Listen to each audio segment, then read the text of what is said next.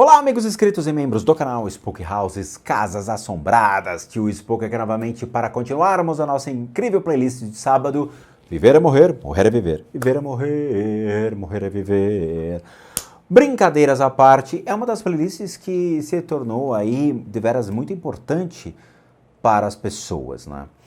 Por mais que não tenha tanta visualização, a visualização não é tão importante nesse aspecto quando você tem uma ou duas pessoas, por exemplo, que estão para cometer suicídio, ou pessoas que estão dependentes químicas, ou pessoas que estão à mercê de emoções e pensamentos negativos. Não importam os números, mas se você puder salvar uma vida, já é o máximo assim da gratificação, sabe? Então, eu mantive essa playlist porque ela traz essas elucidações por meio de parábolas, koans, textos budistas, pensamentos budistas que realmente mudam a forma da gente ver a vida, pensar sobre a vida, refletir sobre nossas atitudes e conseguir nos remodelar para continuarmos dia após dia dentro desse samsara maluco e frenético. Eu espero que vocês assistam desde o começo, aqueles que estão vendo hoje caíram de paraquedas, porque deveras é importante entender a linha de raciocínio qual é colocada aqui e a fonte de tudo isso. Hoje nós vamos continuar a leitura do nosso incrível livro Viver é Morrer, Morrer é Viver, onde vamos entender o pensamento budista e toda a lógica sobre como se comporta a mente dentro desse período da vida e, claramente, dentro da morte. Ok? Então vamos ver, tem uma coisa muito interessante nesse capítulo.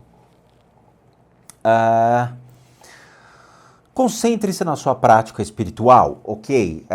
Estamos falando de práticas budistas, não católica, não cristã, não judaica ou de qualquer outra religião, tá? Nós estamos falando da prática budista. O budista ele é cobrado para fazer suas práticas todos os dias? Sim, ou é.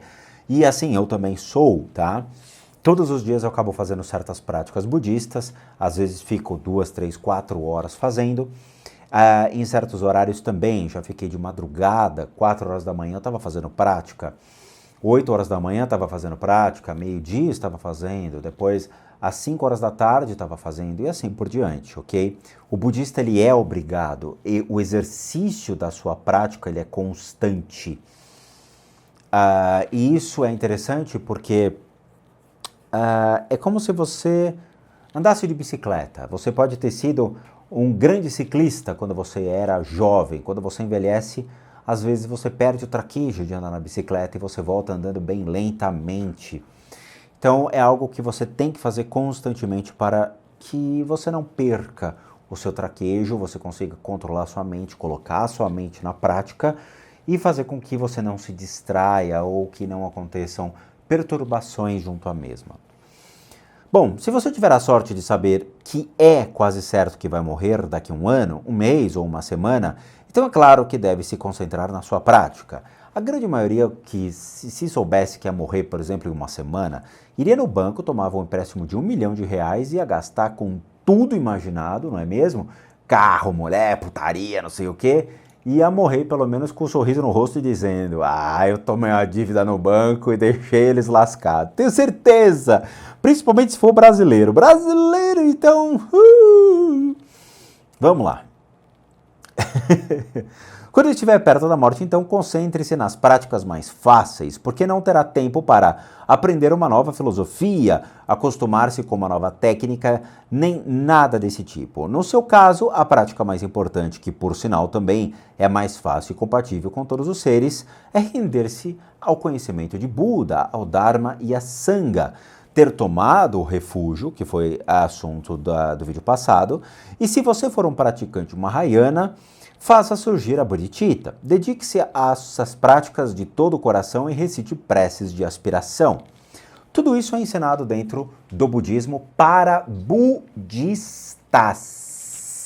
Não para cristão, não para espírita, não para judeu, não para islâmico, não para hindu, mas sim para budistas. Se você quer aprender esse tipo de coisa, vá a um templo budista tibetano Vajrayana na sua cidade. Mas aonde eu encontro isso? Google. Tem gente que vive me mandando mensagem. Tio Spook, será que tem um templo na minha cidade? Cara, eu não sou guia turístico.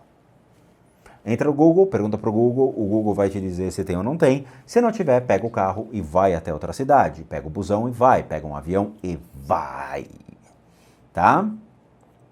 Caso você seja um praticante, obviamente budista, ofereça o corpo na prática de, não interessa aqui, enquanto ainda está vivo. Essa é uma prática que eu faço. Essa prática é especialmente boa porque é similar à prática de... tá, vamos lá.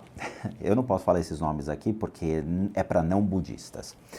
Existem certas práticas que são muito delicadas e que são para praticantes mais antigos. Eu vou abrir o jogo para vocês, tá? Eu quero que vocês entendam de uma vez por todas. Existem pessoas que são hábeis em nadar em piscinas de 10 metros. Tem gente que é hábil em nadar em piscina de 50 metros. Tem gente que quer nadar em piscinas de 100 metros. Tem gente que quer nadar em piscinas extremamente olímpicas. Você é condicionado para isso. Eu, por exemplo, eu tive o Covid. Eu fui para a academia, meu pulmão estava sendo recuperado ainda, tá? Eu não conseguia respirar direito. A médica que me atendeu falou, vai agora para a academia e eu quero que faça só bicicleta. Muito bem. Comecei fazendo bicicleta, eu não saía do nível 2, não saía do nível 3, porque meu pulmão não conseguia absorver tanto oxigênio e eu não conseguia movimentar o meu corpo. Eu falei, não. Todos os dias eu vou vir aqui para a academia, todos os dias eu vou fazer a prática de bicicleta, todos os dias eu vou forçar a respiração. Então eu chegava no nível 4, baixava no 3, chegava no 4, baixava no 3. Então eu sempre fazia meia hora, uma hora de só bicicleta. Mas eu forçava o pulmão. Chegava em casa, sentia dor no pulmão, fazia inalação com o aparelhinho. Melhorou? Melhorou. Dia seguinte, bicicleta de novo. Senta e vambora, bicicleta. Hoje eu pedalo no nível 14. Eu sou, acho que, uma das poucas pessoas na academia que mantém ali um nível 14 de constância, pedala durante meia hora, 40 minutos, tranquilamente, forçando e deixando o corpo pingar e respirando, tá? O meu pulmão, obviamente, ele teve que absorver uma quantidade maior de oxigênio e entender que tinha que absorver isso, tinha que ter uma mudança, eu não aceitava aquela condição. Idem acontece com as práticas budistas e o desempenho de cada indivíduo mediante as suas práticas. Quando você entra dentro de um templo tibetano vajrayana, é proposto práticas iniciais. As pessoas vão entender para que servem tais práticas iniciais. É explicado. E fica a critério da pessoa se ela quer seguir ou não. Se ela falar, isso eu não faço, então, sinto, o budismo não é para você. A pessoa, então, é recomendada que ela procure uma religião que atenda às necessidades dela naquele momento. Muito bem. Se você fala, ok, aqui eu aceito, aqui eu vou seguir, muito bem. Você vai e começa a fazer suas práticas, e você começa a participar da comunidade budista, você começa a frequentar o templo. Há a propositura de novas técnicas, ou novos conhecimentos, ou novas cerimônias para você entrar. Então, com o tempo, você vai recebendo convites. Vai ter iniciação de tal consciência búdica. Você quer fazer? Quero. Quanto custa? Custa tanto. Como faz? Vai ter retiro? Tem que ficar hospedado no templo? Vai ter que ficar hospedado uma semana no templo. Muito bem. Com o passar do tempo, vai abrindo o leque enorme de possibilidades de novas e novas práticas. E aí você vai criando afinidade com umas e outras você não cria tantas afinidades. Os lamas sempre falam para a gente testar todas as práticas, ver qual você tem a mais facilidade, qual realmente você tem esse desempenho, a desenvoltura para poder fazê-lo. É muito difícil uma pessoa fazer milhões de práticas e se dedicar a milhões de práticas. Isso não existe. É sério, eu falo por experiência, tá? É que nem experiência gastronômica. Você vai e faz uma experiência gastronômica, você come um pouquinho de cada prato, até ver qual prato que você realmente tem mais paladar. E aí você se identifica. Aqui eu gosto de comer mais esse tipo de comida. E você vai comer aquilo que realmente te dá mais prazer, que sua mente está mais acostumada e que não vai te causar uma indigestão. Se você comer certos pratos, podem te causar indigestão, pode te causar um mal-estar. Com o passar do tempo, desde 2017, dentro desta comunidade que eu faço parte hoje, desta Sangha, eu tive acesso a práticas que me fascinaram. Eu falei, cacete, eu preciso ter esse conhecimento. A iniciação para certas práticas que são raras aqui no Brasil levaram de 3 anos assim para eu poder receber a iniciação, tá? Eu tive que viajar, peguei o avião, fui até uma outra cidade, consegui ficar em retiro dentro do templo. A outra viagem eu fiquei na casa da Dechen, que é uma pessoa muito querida, que me acolheu bastante lá da comunidade do Sul. E aí eu fui fazendo e tomando essas iniciações e buscando entender essas práticas e ver realmente se eu poderia ou não fazê-las, se eu tinha uma afinidade ou não, se realmente estavam conectadas à minha pessoa, dentro da minha habilidade e da minha capacidade de fazê-las. Então eu fui criando apreço para umas e me desapegando das outras, o que é absolutamente comum e natural. Hoje eu faço práticas que são bem raras e bem mais difíceis de serem encontradas aqui no Brasil.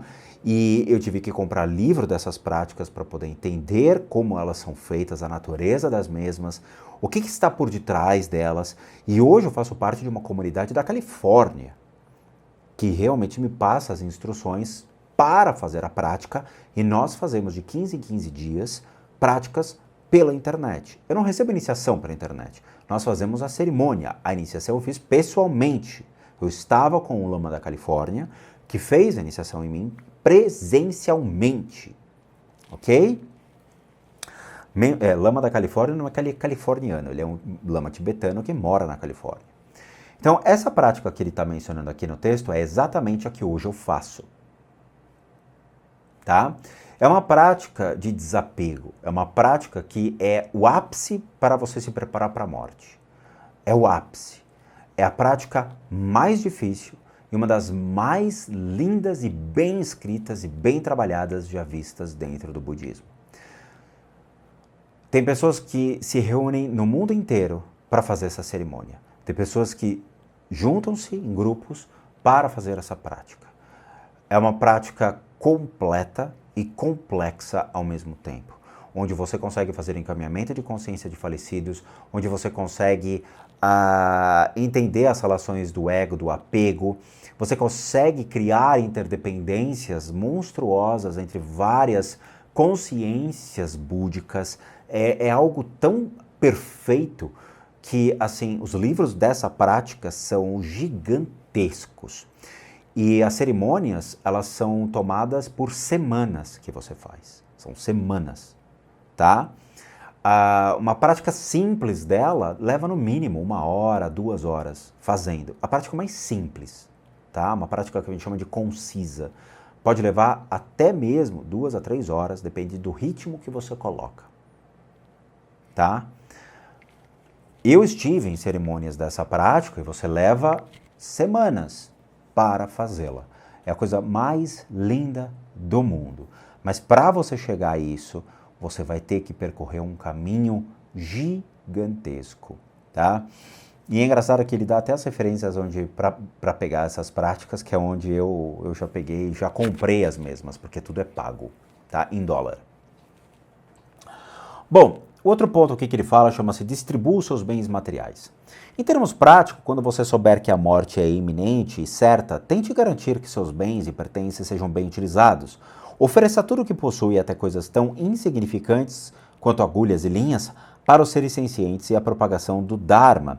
Quando você oferece tudo para o Dharma, cria mais coragem. Também é bom fazer doações para instituições de caridade, hospitais, escolas e assim por diante, tá?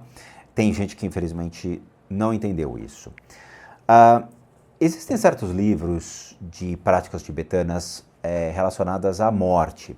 E um desses livros, eles têm uma parte muito interessante que é um conjunto de regras e normas e de certas diretrizes, como você pode se comportar ou fazer diante da situação de saber que está morrendo. Então é um documento que você assina, onde você faz uma espécie de um testamento. E dentro desse testamento você vai colocar todos os indicativos de coisas que você tem, os bens mais valiosos ou aqueles que você gerou mais apreço, e o que você quer que façam com esses bens. Então você pode, por exemplo, pedir para que seja vendido ou leiloado para que o dinheiro que você arrecade, né, que a sua família arrecade com a venda dos seus bens, você direcione a institutos de caridade. Ou você pode predeterminar para onde vão seus bens com relação a familiares que já recebem a devida instrução. Veja, eu tenho pessoas já de idade na família, chegaram para mim e falaram: Rô, eu estou já numa idade avançada, eu quero deixar claro que quando morrer, eu vou deixar isso, isso e isso para você. Aconteceu, tá? Então, já houve a elaboração de testamentos, já houve a elaboração de avisos dizendo, quando morrer, você vai receber um aviso, você vai receber um comunicado de uma pessoa que é um amigo meu, que vai entrar em contato, que vai lhe passar todas as diretrizes do que eu vou te mandar depois de morta. Ou seja, pessoas que são amigas e próximos desse meu familiar vai me mandar coisas e bens dessa pessoa para administrar. Ok? Então é assim que funciona. As pessoas têm que criar diretrizes para deixar bem claro à sua mente que a morte ela vai acontecer e que quando você programa a sua mente para isso, os meios ficam mais fáceis. Então você consegue acalmar a sua mente sabendo, olha, tá tudo vai ficar muito bem cuidado. As coisas não vão ficar desorganizadas. Eu mudei para esse apartamento e quando eu mudei, eu soube que tinha uma senhora que morreu aqui, tá? Ela era extremamente apegada a esse apartamento. Tanto que muitas noites, logo no começo, tanto a Dani quanto eu, nós nos sentimos incomodados pela presença dessa senhora que nos chamava de outros, igualzinho o filme. Eles são os outros, o que eles estão fazendo aqui na minha casa? E eu tive que encaminhar essa senhora porque a Dani me sentiu tão incomodada. Não eu, mas a Dani ficou tão incomodada que ela falou, cara, encaminha essa senhora pelo amor do teu Deus, né? Porque está chegando ao ápice do incômodo. E foi o que foi feito. Acostume-se com a ideia da morte iminente, tá? Mesmo que esteja em forma e tenha saúde para vencer, Michael Phelps, com 200 metros borboleta, nunca é cedo demais para começar a se preparar para a morte. Ao adoecer, tente fazer a prática do sono mencionada na página no capítulo que a gente falou. Esteja convencido que vai morrer durante a noite e vai renascer instantaneamente num reino... Bom, aqui eu não vou entrar tanto em detalhes, mas tudo bem. Ao acordar na manhã seguinte, lembre-se da existência dos fenômenos como um todo é temporária. Se você sonhar, lembre-se de que sonhar é um bardo. Originalmente, esse capítulo foi escrito especificamente para os budistas.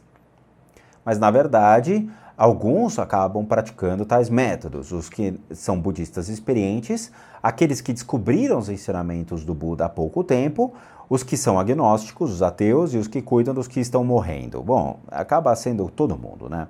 Mas assim, vamos lá. O budismo, vocês vão acabar ouvindo falar de que eles chamam de certos reinos, tá? Não reinos do samsara, mas eles consideram como os reinos chamados de terra pura. Também não tem nada a ver com o budismo terra pura, mas são as terras puras que são criadas. Por exemplo, eu lembro que tinha um lama que falava sobre Shambhala. Shambhala seria uma terra pura onde os lamas que morrem vão para lá. Não é bem assim. O que seria uma terra pura para a mente de um indivíduo? O seu porto seguro, onde a mente ela vai ser acalmada, onde a mente vai se acomodar de uma maneira tranquila, tá? Então, a gente tem que entender porque são palavras que trazem uma dupla interpretação, que é exatamente para cristão não ler, né? Que o cristão acaba lendo isso aí e acaba interpretando de uma maneira errada. Quando a gente fala, então, em terras puras ou lugares que são sagrados para o budista, são simplesmente regiões de porto seguro para a sua mente. Porto seguro não é a cidade, mas o porto seguro no sentido de uma mente que vai trafegar pelo bardo de uma maneira mais lúcida e mais calma e centrada. Uma maneira de você colocar a sua mente, acalmar a sua mente de todos os distúrbios emocionais, de todos os distúrbios mentais que você venha a ter, ok? Esse tipo de ensinamento é muito importante para o budista, porque é um lugar onde ele vai conseguir achar realmente um lugar para se apoiar e ancorar a sua mente para que ela não despiroque na hora da morte, ok? Então eles chamam de terra pura, ou Shambhala, ou cada consciência que foi criada pelas práticas budistas tem a sua própria o seu próprio porto seguro, ok? Então, se vocês fizerem uma pesquisa na internet, vocês vão ver que existem muitos nomes estranhos dentro das consciências búdicas. Cada consciência búdica, que eles podem chamar de deuses ou deusas, são, na verdade, criações mentais para que a pessoa utilize aquela projeção mental para se resguardar. Um fato desse. Siddhartha Gautama, uma pessoa real, física, estava andando na Índia junto com os dois amigos, Samantabhadra e Manjurishi. Eram os dois amigos dele, tá? Realmente, Samantabhadra existiu, Manjurishi também existiu. Então eles estavam caminhando tal, e veio um pescador e falou: ô Siddhartha, né, legal a prática que você ensinou e tudo mais, mas vai levar muito tempo para eu poder fazê-la. Não tem aí um shortcut, não tem um negócio mais simples para eu poder fazer? Aí ele vira para Samantabhadra e fala: Samanta, eu preciso que você crie, então, uma forma dessas pessoas poderem atingir a calma de sua mente, a calma das suas emoções, poder obter coisas interessantes por meio da vibração de uma prática. Você consegue fazer? Sim. Aí o Samantabhadra foi e criou uma prática por meio da criação de uma consciência, que é um pensamento, que é onde você quer obter, quer atingir e é onde você deve estar, que seria então uma figura de uma representatividade de um deus, vamos colocar assim, tá? No budismo não existem deuses, não é uma religião pagã, existem consciências, ou seja, um pensamento. Então você pega aquilo e você cria, falando: ok, aqui está a representação de uma imagem. Eu preciso obter isso na minha mente, porque com isso eu vou trazer tudo o que existe dentro da criação dela para mim.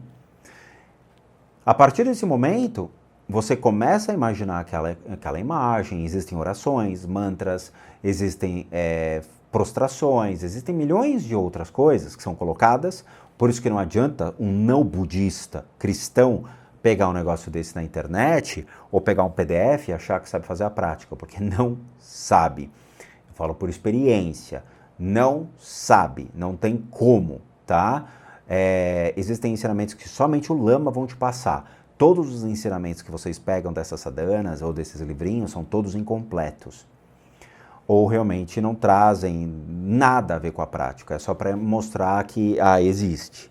Então, na hora que você faz essa absorção dessa consciência, você projeta a sua expectativa de ter aquilo por meio de uma imagem que já contempla o que você precisa.